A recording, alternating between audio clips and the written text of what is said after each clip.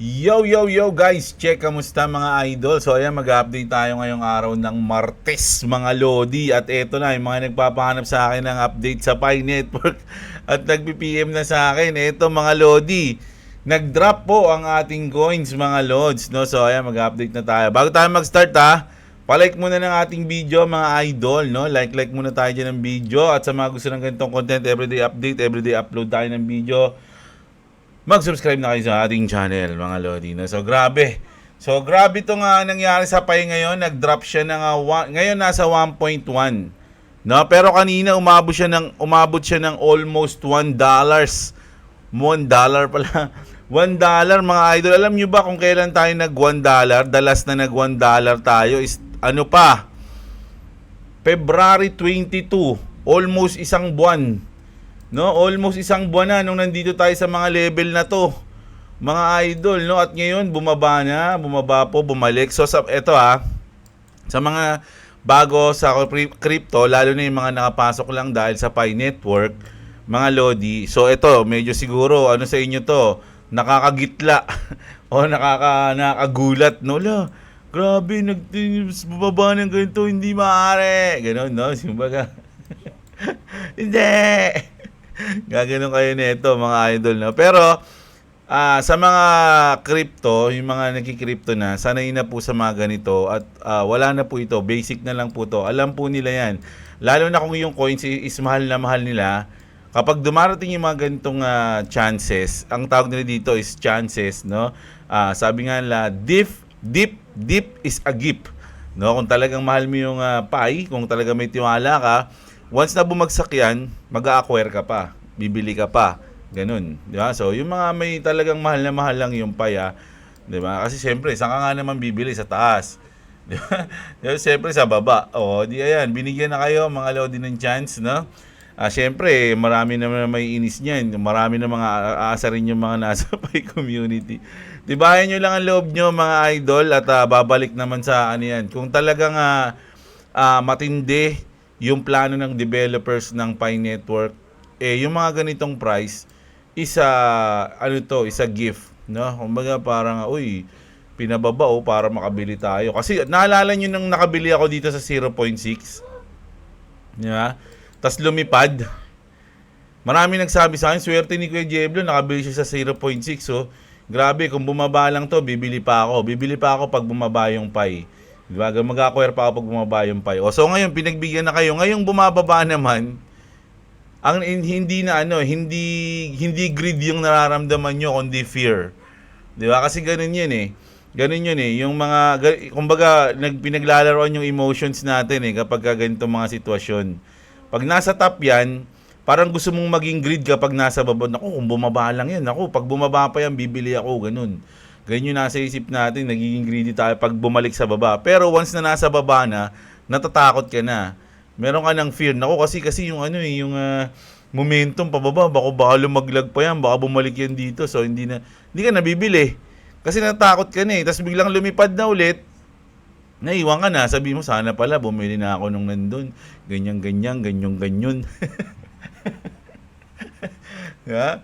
So ayan, marami kasi nag-PM sa akin ng sapay eh. So wala namang news sa Pi, mga Lodi. Pumunta ako sa kanilang X account. Wala namang bago. So ito, yung nakaraan 17 kahapon. Si Nicolas Cocalis. Ayan, Pi founder and head of technology discussed the Pi domains auction. The newest platform level utility that transfer Pi's collective resource into network-wide utility. So ayan, diniscuss niya lang dito sa YouTube channel kung ano yung mga plano nila, mga Lods, no?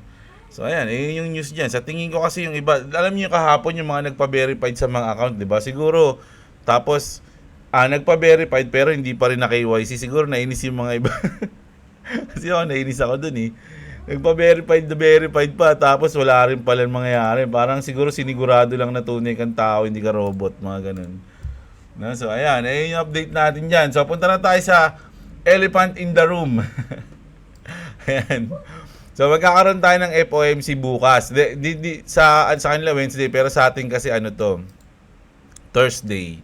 No, Thursday kasi ito ng alas 2 ng madaling araw sa atin. So, puyatan niya ito sa Miyerkules ng gabi. Kailangan mo na magtimpla ng isang balding kape para makasabay ka mag-trade dito, mga idol, no? So, malamang si Boss Robo magti-trade nito sa madaling araw, no?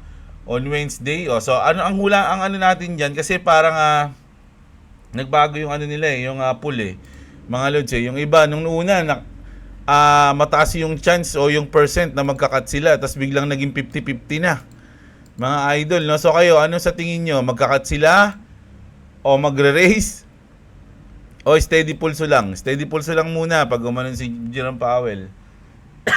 Walang magbabago, no? Baka nga pag nag-steady pulso baka nga mas tama rin pa o baka mag-drop pa yung market, no? So, pero kung magbabawa sila diyan, medyo magiging solid 'yan. Mga lods, gagalaw. Pero kung ano man, FOMC is napakalaking event niyan, mga idol, sa ating crypto. So, for sure talagang gagalaw 'yan, no? Gawawasiwas 'yan, mga lodi, mangliliquidate 'yan, mga idol, no? So, ingat-ingat sa mga magte-trade sa Huwebes ng madaling araw dito sa Pilipinas, alas 2 ng madaling araw yan, mga lods, no? So ayan, yun yung pinakamalapit na abangan natin. So eto naman, trending news naman to, mga lodi. Kung natatandaan nyo, bago mag-out o bago mag-bounce si Joe Biden sa Malacanang, sa White House, di ba? Bago siya mag-bounce, mga lodi, marami siyang pinardon, di ba? Marami siyang pinardon, mga idol, no? Sobrang dami nga, world record niya yung pinardon niya mga lods So ngayon, yari siya kay Trump. Ano ba sabi ni Trump, mga lodi, no? The pardons that sleepy Joe Biden gave to the Unselect Committee of Political Thugs. Tinrashtalk niya pa si Biden, no? And many others are hereby declared void, vacant, and of no further force or effect. Wala daw effect, mga idol. Because of the fact that they were done by Autopen. Autopen daw yung gumawa, no? Kumbaga hindi live o hindi mismo si Joe Biden yung pumirma, parang gano'n. I'm not sure kung anong ibig sabihin nito, pero parang gano'n pagkakaintindi ko.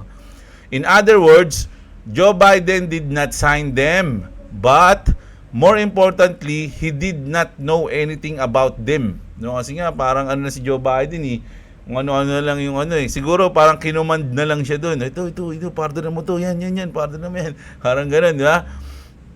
The necessary pardoning document were not explained to or approved by Biden. He knew nothing about them and the people that did may committed a crime, no? So kung sino man yung nagsulsul sa kanya o pinilit siyang pumirma o kung ano bang pinlano dun sa kanya, baka daw nag-commit ng crime yung mga yon. Therefore, those on the unselected committee who destroyed and deleted all evidence obtained during their 2-year witch hunt of me, syempre, ano na to vengeance is sweet na to di ba? The revenge of pork and beans na to kay Trump di ba? And many other innocent people should fully understand that they are subject to investigation at the highest level. Pinaiimbestigahan na yan, mga idol, no? The fact is, they were probably responsible for the documents that were signed on their behalf without the knowledge of consent of the worst president in the history of our country, Crook Joe Biden, no? Ayan mga lodi So lahat daw ng pinardonan, mga lods, no? It's a no effect na, mga lodi. Tapos yung mga nagsulsol o yung kung mga sino man yung mga nag-force kay Joe Biden na pumirma doon is under investigation at the highest level, mga lodi, no? So hindi lang si Trump nakapokus sa, alam niyo, ang daming pinopokusan nga ni Daddy Trump, mga lods di ba? Tariff, tapos yung kinausap niya pa yung tungkol sa war, tapos yung crypto pa. So hinay-hinay lang tayo, huwag natin madaliin, mga lods, no? Pa lang, wala pa siyang 1 taon, mga lods. Wala pa, ilang buwan pa lang, mga idol. Tapos eto na. Sabi dito ni Elon Musk, sabagay, di ko gusto na pakinggan pero yung sa caption nakalagay, Elon Musk revealed the US government has 14 magic money computers that make money out of thin air.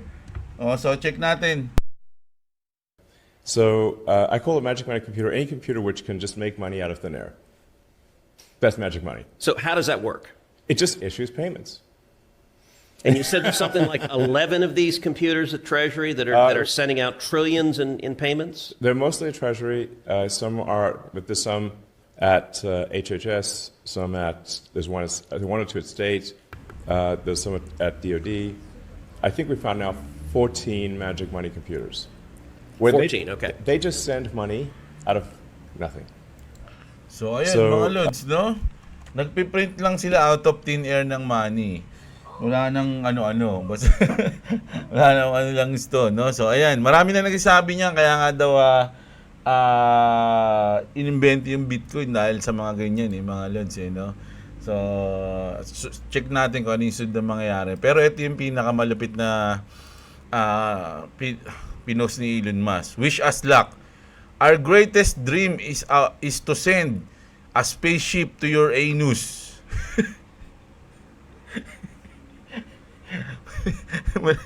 mali yung basa ko. Our greatest dream is to send a spaceship to Uranus. Uranus pala, Uranus. Magkasabi ko Uranus eh. Why wouldn't you send a spaceship to my anus? Sabi nga nung isa.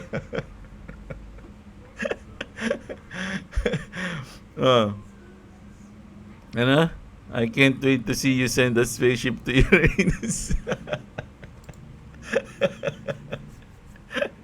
Ang kulit mo, Trump. Ayan ha. Nakita ko lang to eh. Sa Mars muna, di ba? Ano na natin muna yung sa Mars. Wag naman ang dami nyo na naman gusto eh. Yung papa nyo eh. So, ayan ha. Punta naman tayo sa ibang news. Ito, mabigat to.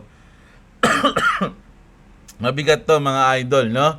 Almost 500 million. Kumbaga, ano to eh, half a billion na to eh. No? HL Whale continues to hyperliquid ata ibig sabihin nito eh.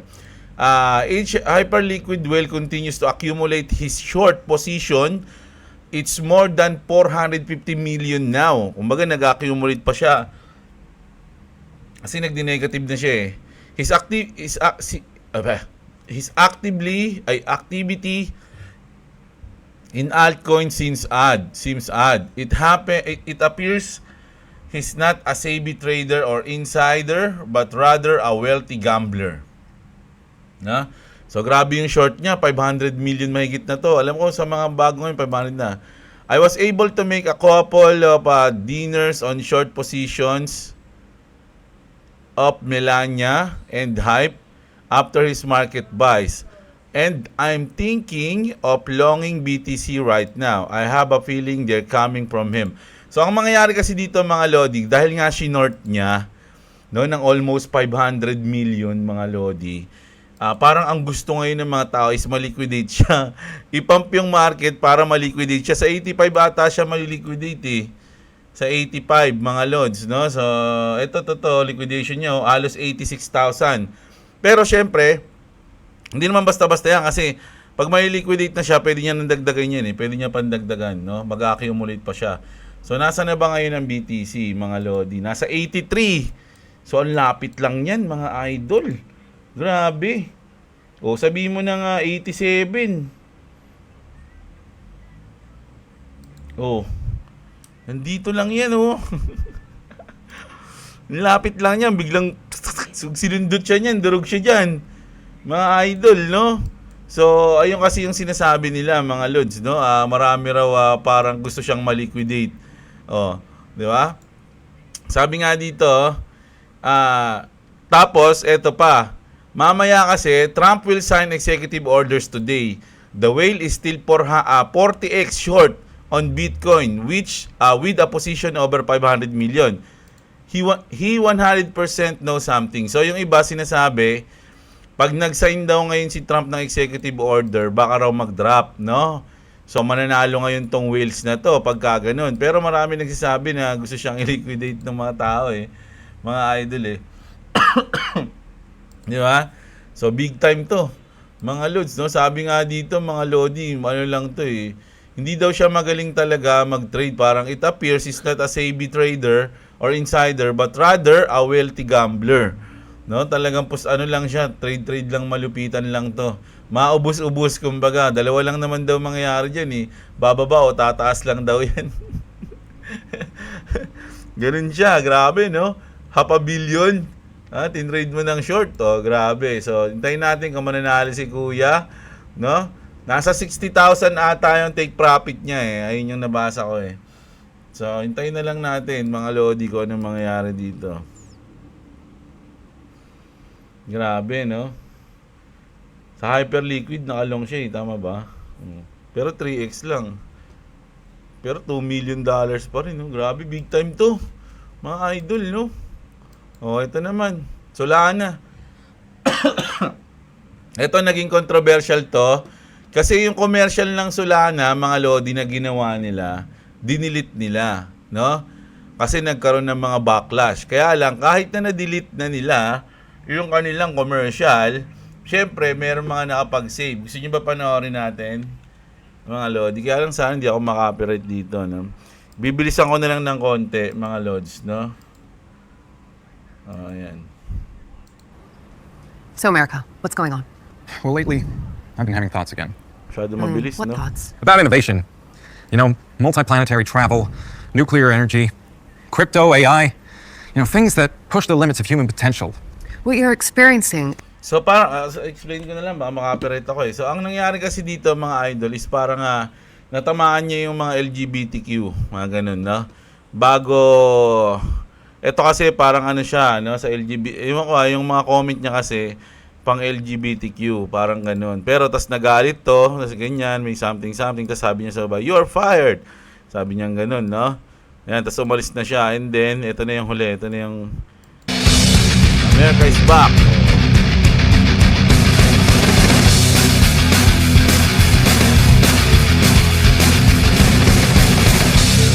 Ayan. Ayun lang yun. Pero marami kasing nagalit kasi nga, may mga, ewan ko, wala sa akin kasi wala naman yun eh. Kaya lang, syempre, may mga sensitive eh. Mga lods tungkol sa mga ganyang usapin, no? Lalo na yung mga sa LGBTQ. So, yun yung nangyari, dinilit nila, mga lods. Ayun lang. Ito nga sabi, Solana deleted it. I can't believe they go woke and cancel themselves like that. We need to retaliate. We need to cancel Solana for canceling Solana, sabi niya. Kasi ang ganda na nga kumbaga parang binasag nila yung kumbaga yung ano na yun,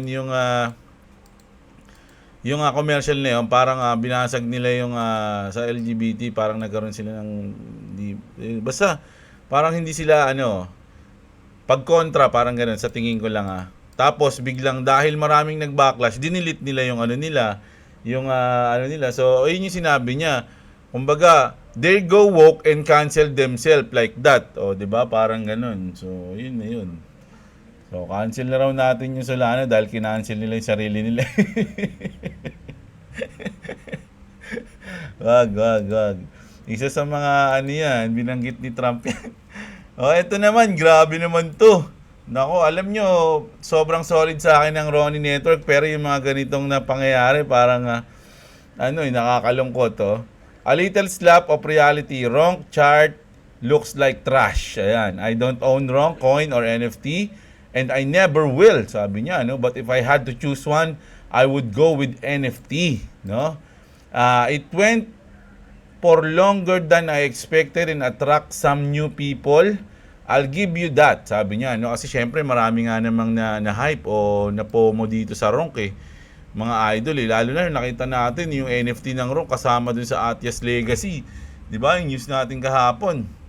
But finally, all memes are dying and Ronk is the last meme we have to bury before we can all focus on gaming and NFTs again, no? So ayan, grabe, mukhang dinesisyonan niya na, no, na itong Ronk is babagsak na talaga to. Meron ba kayong Ronk, mga idol? Ako kasi wala eh. wala na nga akong coins ng Axie Infinity. Pero basta ipapakita ko na lang sa inyo kasi mamaya actually bukas kasi kailangan kong humugot dito dahil may gagawin kami may malapit kaming plano ni boss eh. So medyo mababawasan yung bodega ko, no? Pero babawiin din natin 'yan, mga lords, no? Yun lang. Ito na. Wall Street veteran says massive demand for XRP is coming here. Why? Sabi niya, no? So, sabi dito ni Linda P. Jones, love the milkshake theory and I totally agree with you. Massive demand for XRP is coming. So, XRP milkshake theory, sex settlement, XRP double digits, defunct presidency, lamestream media next. So, ayan, include, ayan, basta yan, mga lodi, no? Ayun lang ba yung sinabi dyan? Dami na kasing puro good news ngayon sa XRP, mga lodi. No, puro good news na lang. Ito nga rin si Dan Tapiero, founder CEO ng and CIO ng 10 Trillion Holdings. Mention XRP, Ripple, and says, ito yung sinabi niya kasi dito, mga lodi, no? Kaya ako to kinuhang news na to kasi yung parang sinabi niya dito, 99% of speculative cryptos are going to zero. 'Di ba? Kumbaga pili lang talaga yung makakasurvive ngayon. Halos 99, lalo na yung mga meme coins is talagang hindi makakasabay yan, parang ganun. Yung sinabi niya dito. So, kaya mas maganda talaga kung aaralin nyo kung ano yung anong hawak nyo, kung ano yung hinuhold yung coins, kung talaga bang kayang makasurvive nitong coins ko na to ngayong bull market o bigla na lang tong magsilaho na parang ronk. So, yan. Nag-isip-isip na kayo, mga idol, ha? Breaking! Hashdex has submitted the amendment to its cryptocurrency index ETF adding tokens such as XRP, Solana, Cardano, marami to eh. Kasama pa nga dito yung Uniswap tsaka Litecoin eh. 'Di ba? Basta yun. So, basta sa ngayon, mga lodi, laging kasama yung XRP. Di ba? XRP is standing strong during a top market correction, while Bitcoin saw a massive 978 million outflow this week sa ETF ata to, mga lods, no? Bringing its 5-week total of to a huge 5.4 billion. XRP went the opposite way. It gains and impressive 1.8 million inflows this week. Ayan pala, inflows tsaka outflows pala to. This adds to a solid 212 million in year-to-date inflows, showing XRP's steady growth with 1 million in asset. Ba't kasi ganito? Parang basahin yan. Parang 1,000 lang Asset under management. XRP is catching the eye of the big players. Big institutions are showing clear interest as seen in the 7.4 million inflows over the past months. Even as Ethereum and Solana pace outflows of 175 million and 2.2 million XRP strength shine through.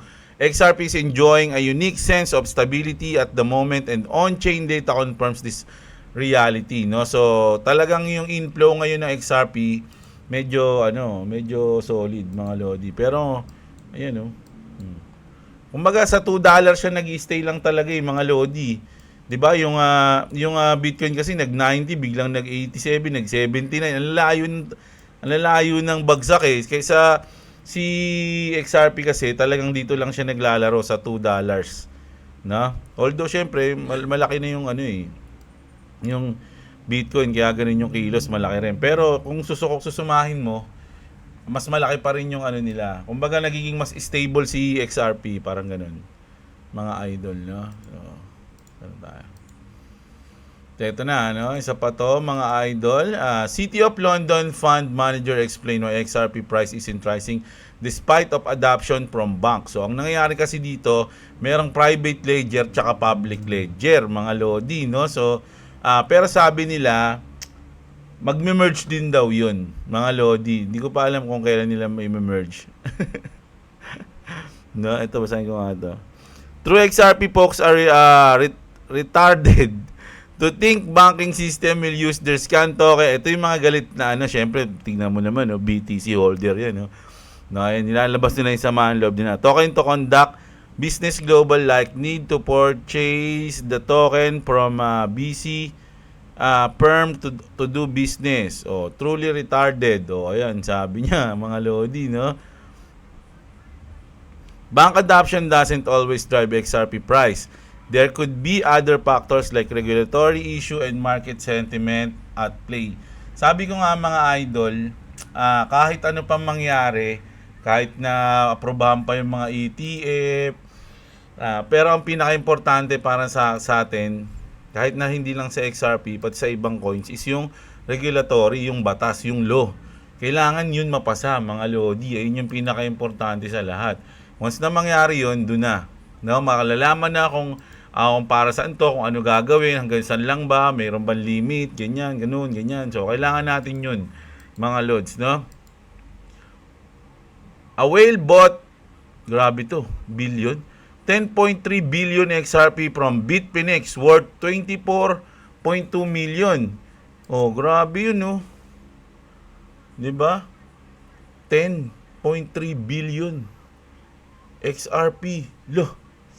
Wala man lang ako sa alikabok lang ako dito.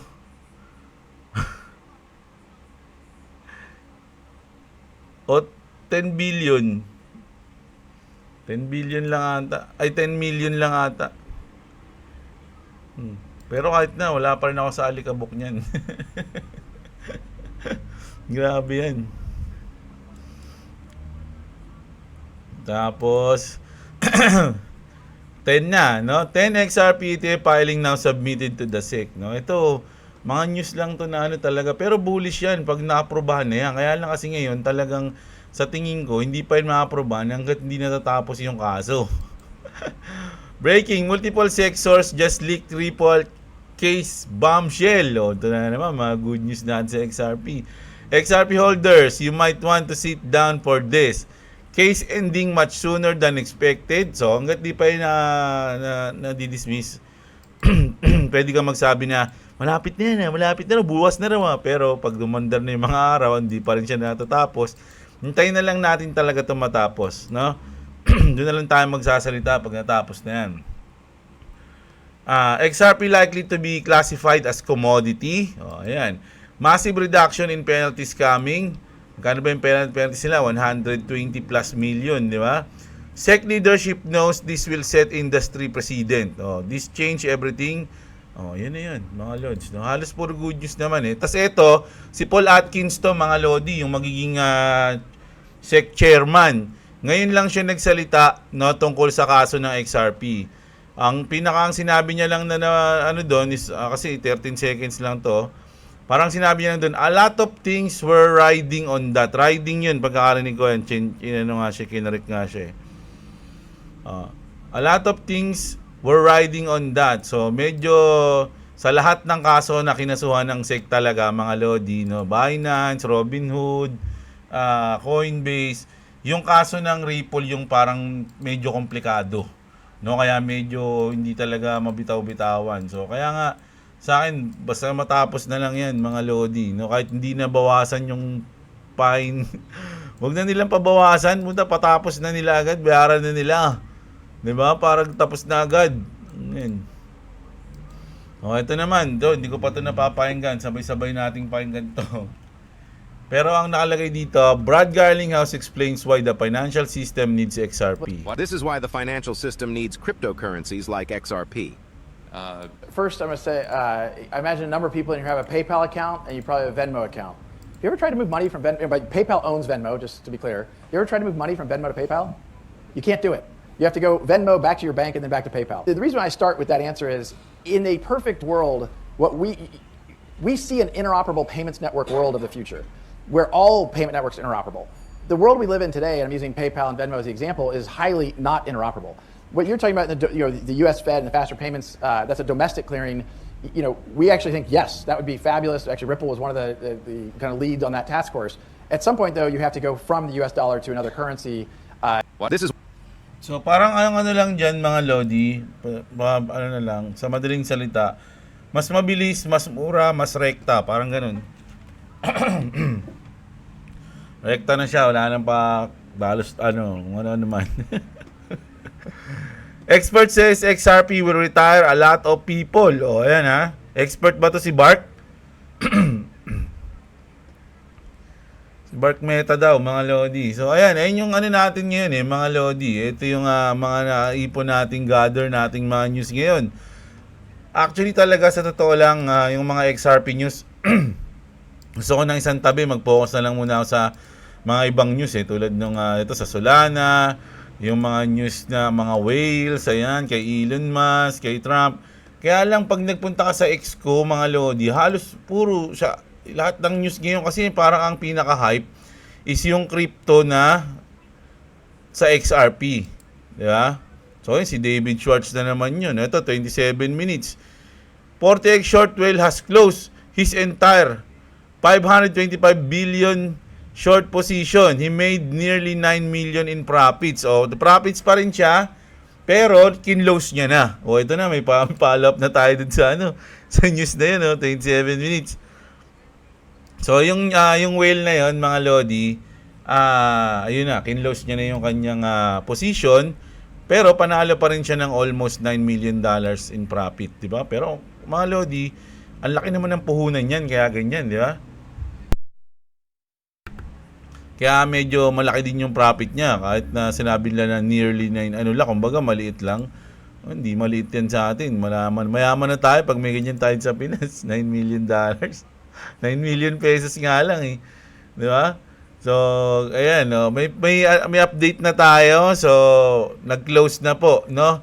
Kinlose na nung trader. Solana deleted its ad for Solana Accelerate conference after getting immense backlash over political messaging around gender identity. So, ayun nga yung natin kanina, no? News natin kanina.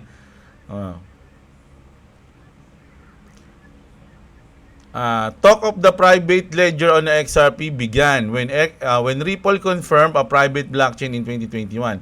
Many, including myself, have seen high XRP prices now believed to be stress test for future utility. XRP is revealing itself in real time. Facts are there. Just ignore. Ayan daw, mga Lodi. So, ito yung mga kanina. Kasi ang nakalagay lang kanina, 3 lang eh. So, may AVAX, may Link, tsaka Uniswap. No, dito siya Hashdex, mga idol, no? Ito, Bitcoin News. Michael Saylor calls Bitcoin the only asset endorsed by a US president in the 21st century. $80,000 is a historic entry point. All the risk has been stripped of the asset. No? BTC will rip forward with a vengeance. Ayan, no? Kilala niyo naman si Michael Saylor, mga Lodi, talagang giga bullish yan sa Bitcoin, mga Lods, no? So, ito may mga ganito ang news, di na natin sinasama kasi masyado nang overrated yung mga ganyan. 5,000, 10,000 XRP, nakaubad naman. Kaya delikado mag-scroll dito sa X. Kasi iba-iba yung mga nakikita natin dito eh. Last na to Holders, beware of the big manipulation attempt. They'll try to get you to sell your XRP for $3, then again at $8, and again at $15. XRP has never meant for retail. Don't fall for it. XRP is worth tons of thousands each. The XRP ledger is about to explode. No? Imagine the top DeFi token on the XRP ledger. Ayan na, mga Lodi. So, sinasabi niya dito, mga idol, pag tumaas, no? Halimbawa, tumaas ng mga ano kasi ito ano bang tawag doon? Pag tumaas ng $4, mga Lodi, for sure, marami magte-take profit dyan. Ganun din sa $5. No? Kasi ano nga yan ang tawag doon, isa, paano na yun, nakalimutan ko, taragis. Parang may emotion na kasama yung mga ganung number mga Lods 'di ba? Na, ito na to, sarado na sa ganito, kailangan natin mag-take profit. So, kung ikaw wala kang target o ikaw wala kang target na date o target na price kung magkano mo i-take profit yung XRP, pwede kang maiwan sa mga ganun. So, pwedeng maging tama yung sinasabi dito ni Amelia, no? pagdating ng $8, pwedeng biglang mag-drop yan, mga lodi, no? Tapos ang iisipin mo na lang, $5, sasarado ko na to. No, ano na, nasa $8 siya. 7, hindi pa rin nakaka-recover. 6, ako hindi pa rin nakaka-recover. Pagdating ng 5, doon ka na nakaset ng profit. Diba? $5, pak, nag-take profit ka na. So, hindi ka na nakapag-take profit sa 8, pero tinamaan na yung take profit mo ng $5. And then, saka alam pa ulit, naiwan ka na. No? Nag-10 na, nag-12 na, nag-15 na. So, pagdating ng 15, marami ulit magti-take profit dyan, mga idol. So, uubusin nila yan kasi nga, sabi nga dito, XRP was never meant for retail. Don't fall for it. No? So, hindi natin sure kung hanggang saan yung presyo ng XRP kasi nga, ang dami lumalabas dito.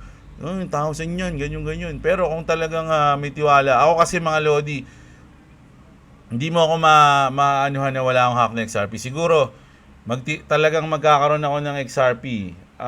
Ibibenta ko siguro mga 1/4, kalahati, ganyan. Pero hindi mo ako maanuhan.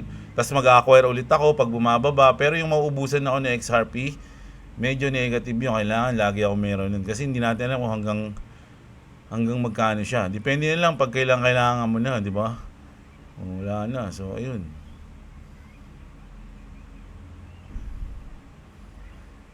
Tulad niyan. $54 naman, guaranteed by March 31. Sipi mo, kailan March 31? Ilang days na lang yun. Pero wala naman nangyayari, di ba? So, ganun lang, no? Lagi, pag nag-research kayo, lalo na dito sa X, mas maganda laliman nyo pa. Huwag yung mga nakikita nyo lang na ganyan-ganyan, tapos maniniwala na kayo agad, no? So, ayun. So, ayan yung mga news natin, mga idol. Grabe, hapon na kasi, mga lods, Mag-ano na muna tayo. So, bukas ko na babasahin yung mga comment nyo, mga idol. Sana kahit maiksi lang yung video natin, may na-enjoy nyo yung video natin, mga lodi, no? So, bukas babawi na lang ako sa inyo kasi medyo paalis-alis kasi ako ngayon, Mandami kong ginagawa kanina. Kaya hindi ko na masyado na propose nyo. Dapat yun, hindi lang mag-upload, Sabi ko, bukas na lang. Pero sabi ko, sige, kailangan baka mainis yung mga idol natin, hindi ako nag-upload ngayon. So, bukas, promise, babawi ako, mga lods. Kita-kits tayo. Huwag nyo kalimutan i-like yung video. Check nyo lahat ng link dyan sa baba natin. Magandang araw sa inyo, mga idol. At What's up? Subscribe to Clovis TV. Sorry. Subscribe to Jablar. Who else to subscribe? My mom. Wait.